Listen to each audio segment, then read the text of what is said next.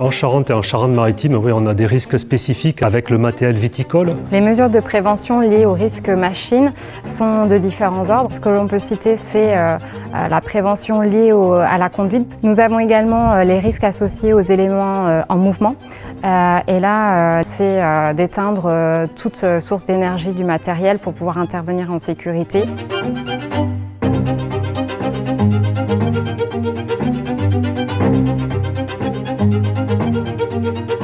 Tout ce qui est zone d'attelage-dételage, donc d'utiliser le matériel adapté, éviter de travailler à plusieurs ou, si c'est nécessaire, d'être bien coordonné.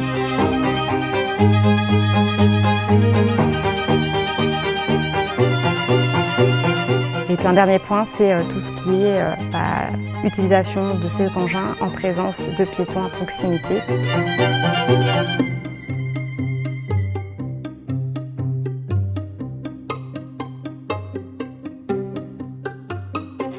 J'attache beaucoup d'importance à la sécurité parce que malheureusement, il y a quelques années, on a eu des accidents chez nous. Les règles, on essaie de les rappeler régulièrement lors des réunions qu'on fait ensemble. Ça, c'est la meilleure façon de sensibiliser. Et après, pour les salariés, je leur donne souvent des exemples concrets. Sur la route, bien entendu, ils doivent respecter la réglementation routière en vigueur.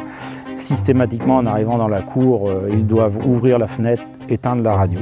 C'est obligatoire, parce que s'il y a un opérateur à pied qui a une consigne à donner ou une mise en garde, il sera entendu. Dans le choix des machines, on essaie d'acheter ce qui correspond le mieux à nos exigences du travail. Ensuite, on regarde à la sécurité.